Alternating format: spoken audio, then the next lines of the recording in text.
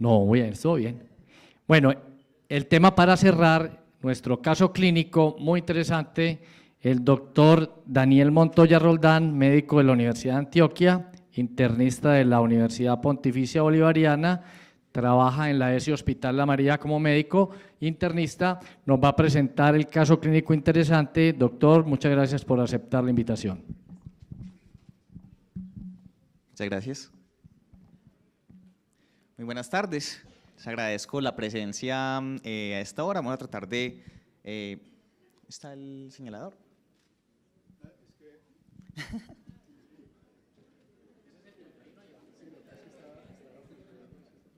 Ah, bueno.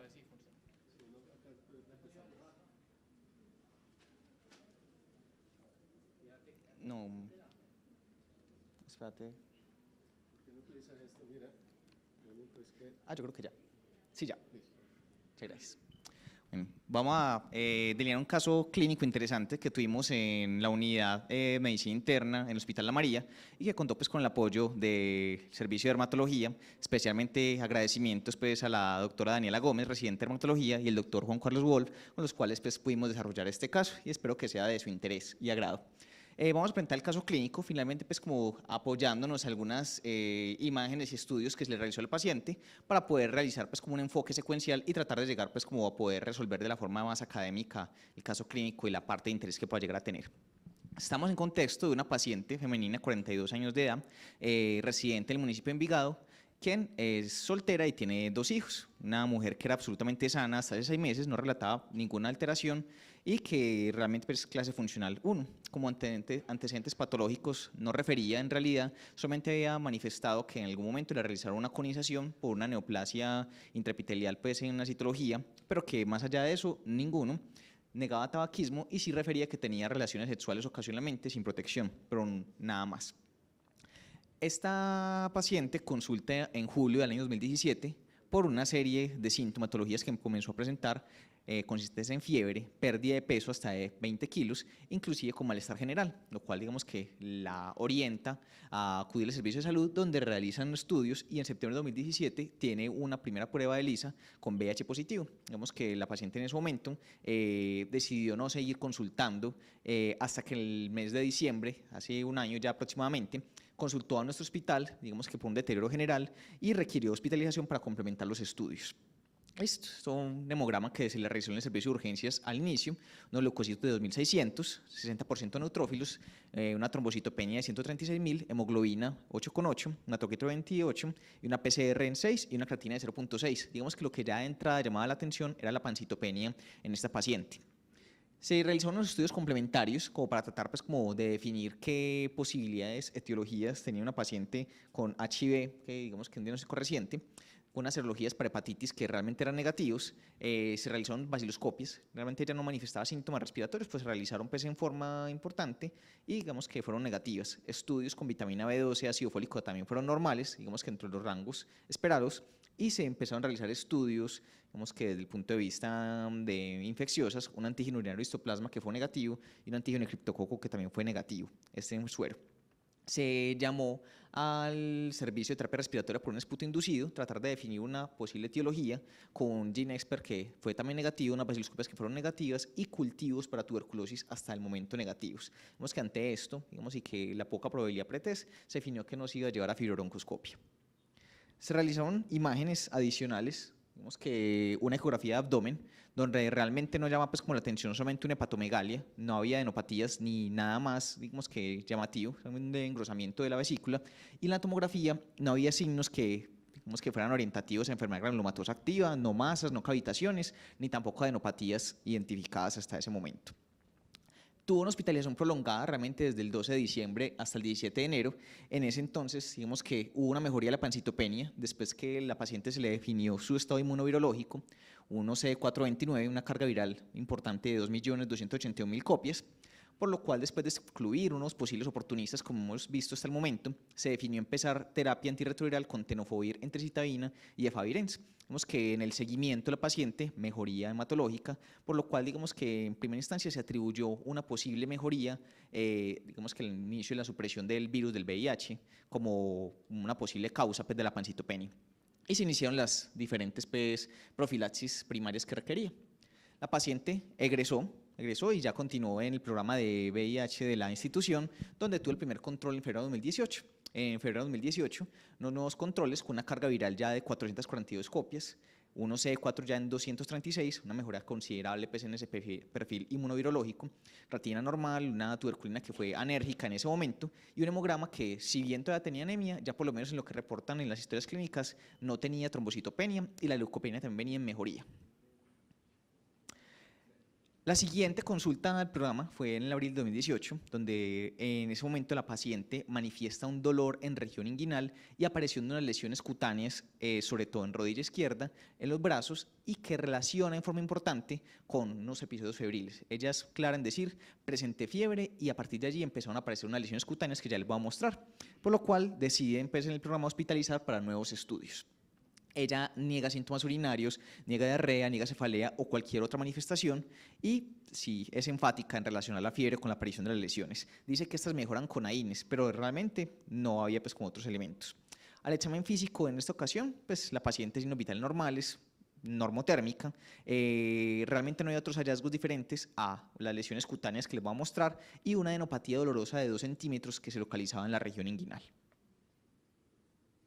Estas son las lesiones cutáneas. En ese momento se solicitó valoración por el servicio de dermatología, que lo describen con unas placas eritematoviolaceas con pseudovesiculación, múltiples en todo el cuerpo, y la más grande, de 6 por 6 centímetros, estaba localizada en la rodilla izquierda de la paciente. Esta es la que hacemos referencia. Estos son los restos de las lesiones que tenía la paciente. Digamos que todas las 4 extremidades comprometidas, y digamos que esa es la distribución que se presentó.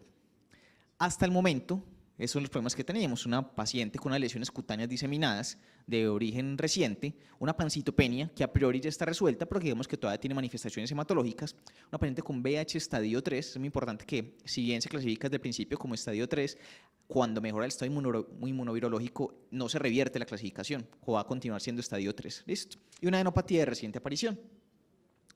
Podríamos buscar diferentes alternativas para enfocar a este paciente. Escogimos hacerlo en el servicio desde el punto de vista de la pancitopenia inicialmente y las lesiones cutáneas. Empezando desde la pancitopenia, vamos a hablar de que es una paciente probablemente con unas causas adquiridas, puesto que, digamos, los médicos que tratamos adultos, poco o es menos frecuente que nos tengamos que preocupar por las causas congénitas. En este caso, ¿cómo debería ser el estudio o el enfoque de esta paciente? Vemos que hicimos una propuesta basada en que, si tenemos un paciente con pancitopenia, habrá que indagar muy claramente los antecedentes. Tuvo exposición a quimioterapéuticos, exposición a medicamentos que puedan generar supresión de la médula ósea o algún otro tóxico. En ese entonces, digamos que no tenía ningún medicamento, solamente el trimethoprim sulfa, pero la relación causal, digamos que la pancitopenia estaba inclusive antes de que empezara a tomar trimethoprim. Algo que es muy importante es determinar si la paciente cursa con esplenomegalia o no, porque la esplenomegalia es un componente importante como una condición de secuestro de algunas de las células que podría explicar la pancitopenia. En este caso, recuerden que la paciente no tiene esplenomegalia y realmente no había como una causa relacionada con medicamentos que pudiese explicar esta razón. Digamos que por esta cuestión la paciente no tenía esplenomegalia, no se optó por realizar inmediatamente un aspirado de biopsia de médula ósea, sino que se realizaron los estudios iniciales, carenciales, vitamina B12, ácido fólico, que todos en realidad fueron normales. No se detectó hemólisis por el momento y inicialmente se consideró que, no habiendo otra causa, fuese posible que la paciente pudiese cursar con una supresión medular secundaria al VIH. Digamos que ante la mejoría, eso fue lo que se determinó. Pero ¿qué tan frecuente es que el VIH sea una causa primaria de supresión de la médula ósea con una pancitopenia? Esta es una serie, digamos que donde se definen varias causas de pancitopenia nueva en adultos, donde la más frecuente fueron leucemias mieloides agudas, seguidos por síndrome mielodisplásico, linfoma no-Hodgkin, en muchos casos, y entre las causas misceláneas se considera enfermedades relacionadas con el VIH en 2 casos de 84 de esa cohorte. Digamos que eso es un país desarrollado, pero de pronto si lo llevamos a un entorno diferente, como puede ser India, que puede tener condiciones más o menos parecidas a nuestro país, con condiciones de un país en proceso de evolución. En este caso, una cohorte de este país encontraron 250 pacientes con una pancitopenia de origen reciente, la mayoría de ellos hombres. Trataron de definirlo con historia completa, examen físico y los exámenes iniciales, cuáles son las posibles causas de una pancitopenia. Solamente le realizaron médula ósea a quienes no fuese evidente el diagnóstico después de los estudios iniciales importantes. y se realizaron como estudios complementarios según lo que fuesen encontrando. ¿Qué encontraron? Que en ellos la mayoría de las causas fueron por hiperesplenismo. Si tenemos en cuenta que nuestro paciente no tenía hiperesplenismo, por lo menos estas primeras no sería lo más frecuente. Malaria, esplenomegalia tropical, talasemias, enfermedad de Hodgkin, por lo menos no. Y la segunda causa en ellos fueron las causas infecciosas. Entre ellos definen el VIH, el SIDA, 30 de los casos, seguido por sepsis, fiebres entéricas o tuberculosis o hepatitis virales. Por lo cual no sería del todo descabellado, digamos, que darle valor a esta hipótesis que inicialmente se consideró, pero otros elementos importantes como los mielosupresores, carcinomas, leucemias, linfoma no Hodgkin, enfermedad de Hodgkin o megaloblastosis o enfermedades primarias de la médula ósea, por lo cual es importante tener esto en el tintero.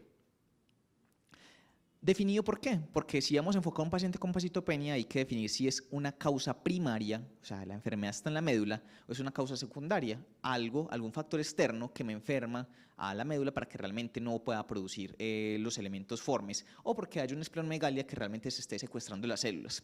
En este caso, pues podemos hablar de aplasia o hiperplasia de la médula ósea por condiciones como el virus del VIH, parvovirus B19, que generalmente produce más una aplasia pura roja, pero también digamos que puede relacionar dengue, hepatitis o inclusive Epstein-Barr, o condiciones inmunológicas autoinmunes como el lupus eritematoso sistémico que una mujer joven no se puede descartar. Mieloptisis o mielofibrosis, sobre todo las neoplasias hematológicas, es informe importante en cuanto a infecciones, tuberculosis, brucelosis o algunas micosis diseminadas, que podrían ser un diagnóstico diferencial importante en esta paciente con este tipo de lesiones y una inmunosupresión importante.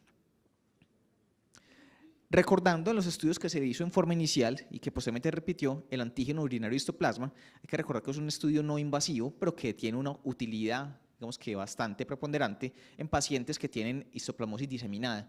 Digamos que la sensibilidad cae un poco cuando son formas limitadas al pulmón, digamos que formas crónicas pulmonares, pero en pacientes con enfermedad diseminada, sobre todo en VIH, puede tener una sensibilidad hasta el 95% y en otras series inclusive se ha dado un rendimiento un poquito superior.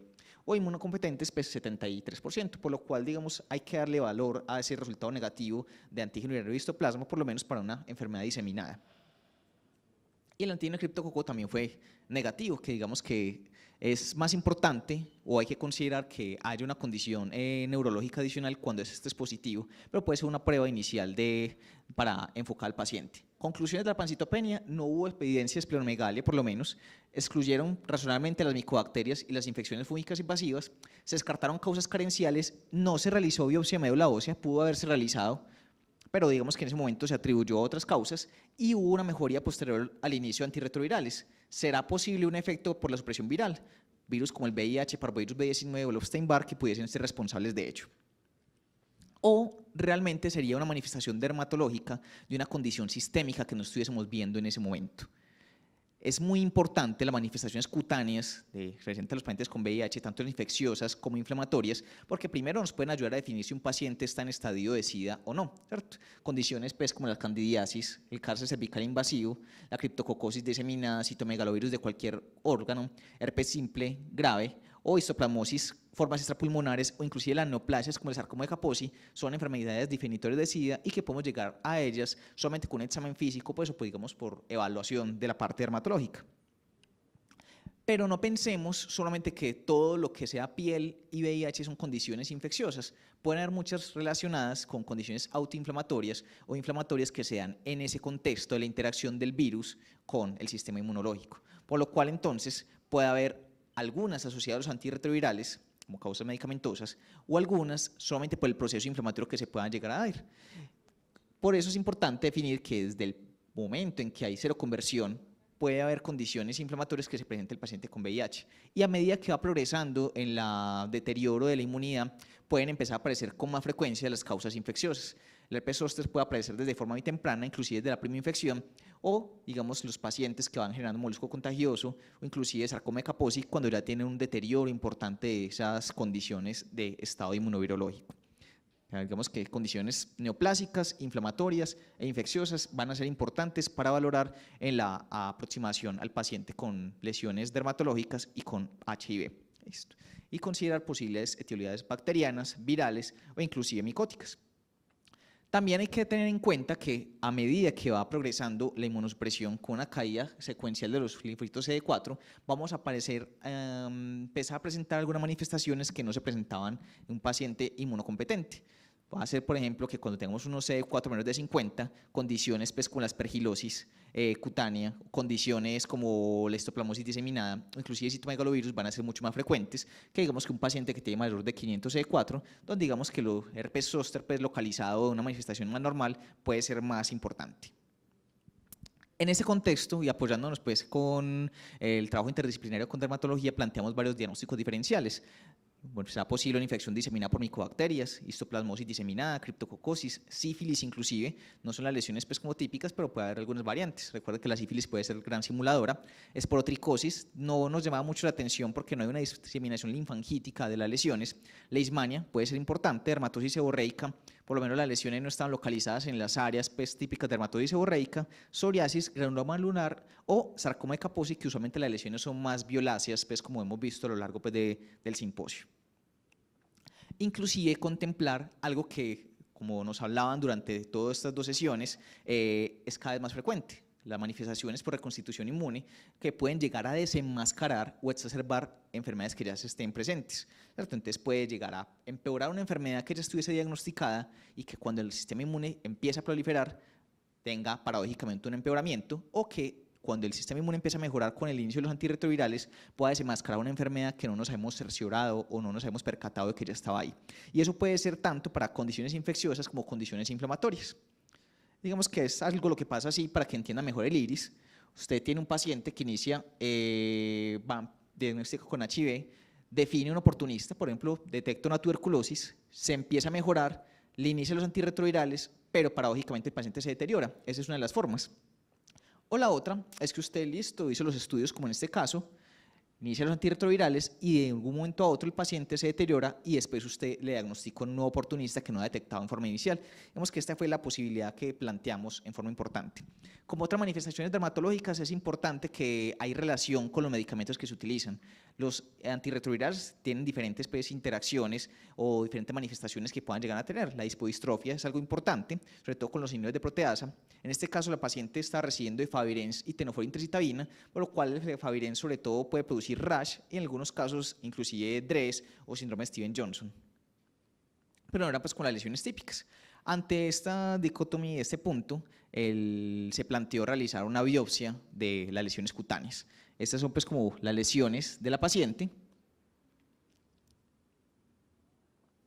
y el reporte que nos llega desde el servicio de patología es este: un denso infiltrado inflamatorio que está compuesto por linfocitos y células histiocitoides, las cuales rodean los anexos cutáneos, no hay formación de granulomas ni presencia de células gigantes multinucleadas. Impresión diagnóstica, vean como una posible dermatosis neutrofílica, digamos que considerando el concepto clínico de dermatología y los hallazgos en la biopsia. Digamos que no es muy frecuente el hallazgo de las células histiocitoides, pero que en la experiencia pues, del servicio de dermatología se consideró, y buscando en la literatura, una posible variante de las dermatosis neutrofílicas que podría ser el síndrome de Sweet con compromiso histocitoide. Entonces, un síndrome de Sweet con variedad histocitoide.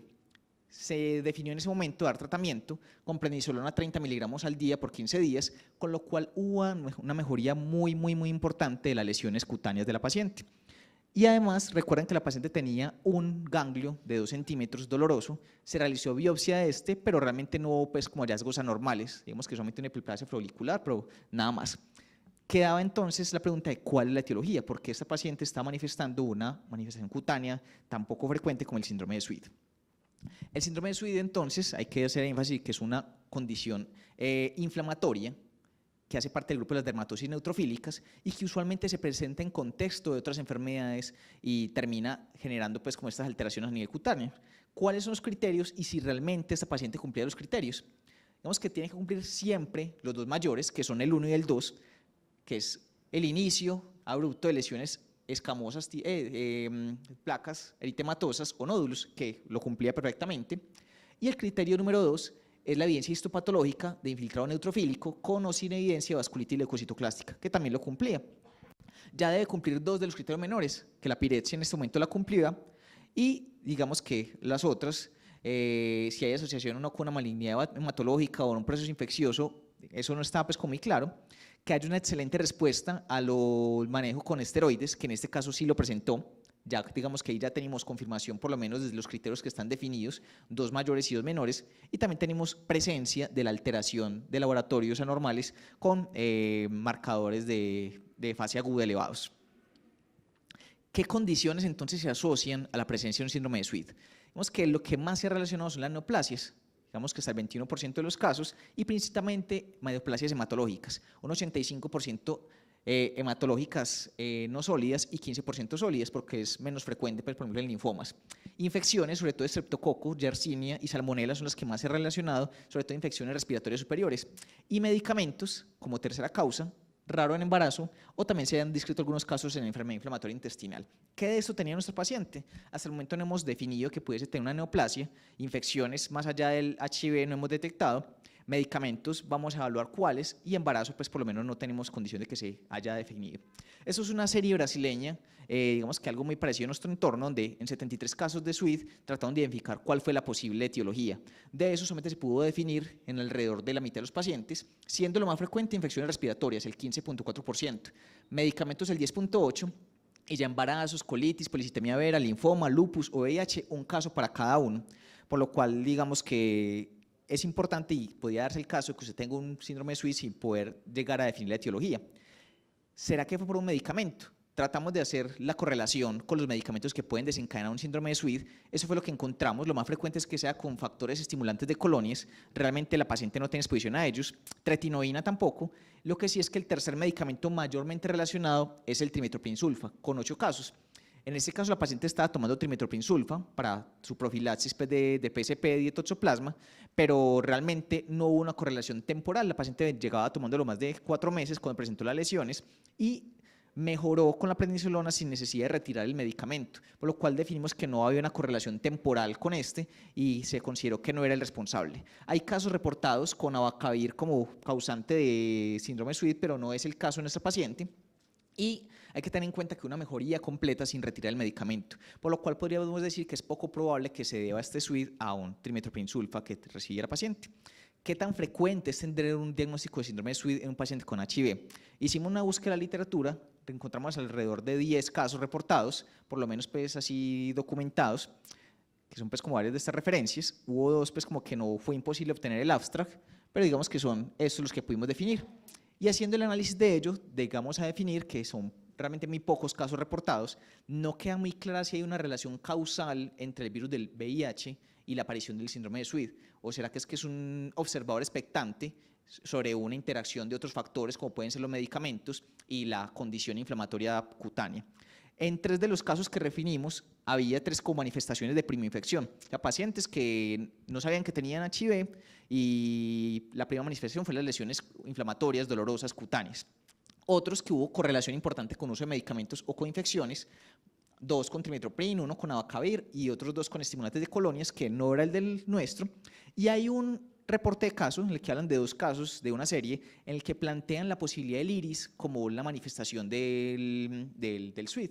En ese caso lo dejan interrogado, algo pues como interesante, pero que llama mucho la atención que los diferentes series de casos, los CD4 varían entre 50 y 459, lo cual nos dejaría en la incógnita si realmente es importante el estado de inmunosupresión que pueda presentar el paciente o es más la condición inflamatoria que pueda llegar a presentarse de interacción de otros factores. Entonces, no parece ser tan importante que sea un paciente muy inmunosuprimido para que pueda llegar a presentar una manifestación cutánea de este tipo. ¿Qué pasó entonces con la paciente después de que tuvo una buena respuesta con los esteroides? 30 días posteriores reaparecieron todas las lesiones, igual que como se había ingresado, ahora con aneropatías múltiples, una ganglionar de 3 centímetros, fiebre, sudoración y ahora con dolor lumbar.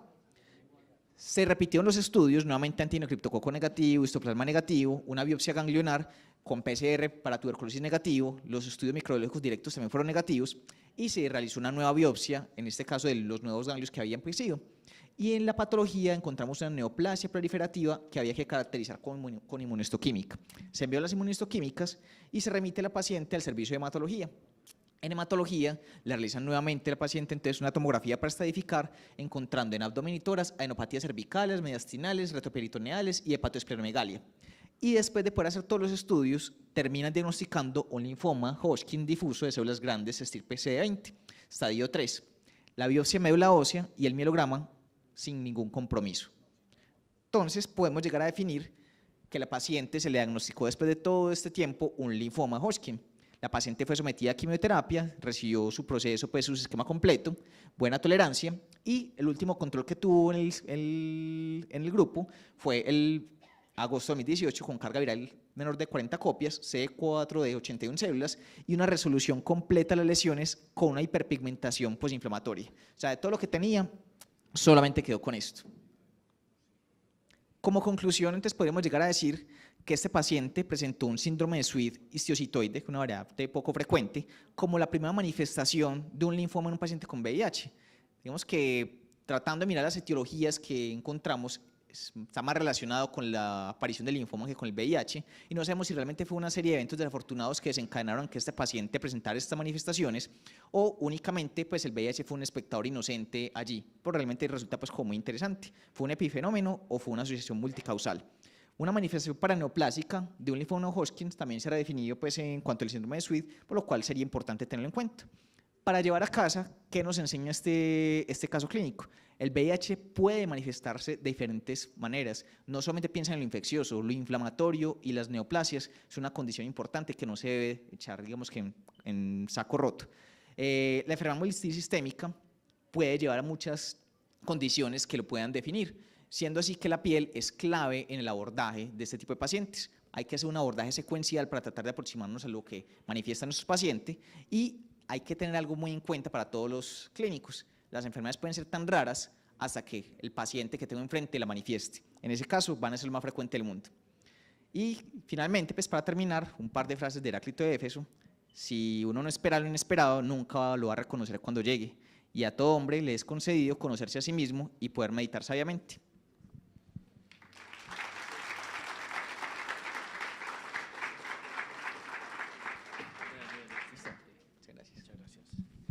Bueno, les agradecemos a todos la presencia en este simposio. Los esperamos para el 8º Simposio Nacional y 19º Departamental en VIH del año 2019. Feliz Navidad y feliz año, porque ya oficialmente no nos vemos en el simposio. Muchas gracias por la participación y recuerden, a mediados de diciembre, después del 10 ya el certificado y luego las memorias que se tienen que editar. Muchas gracias a todos por haber venido.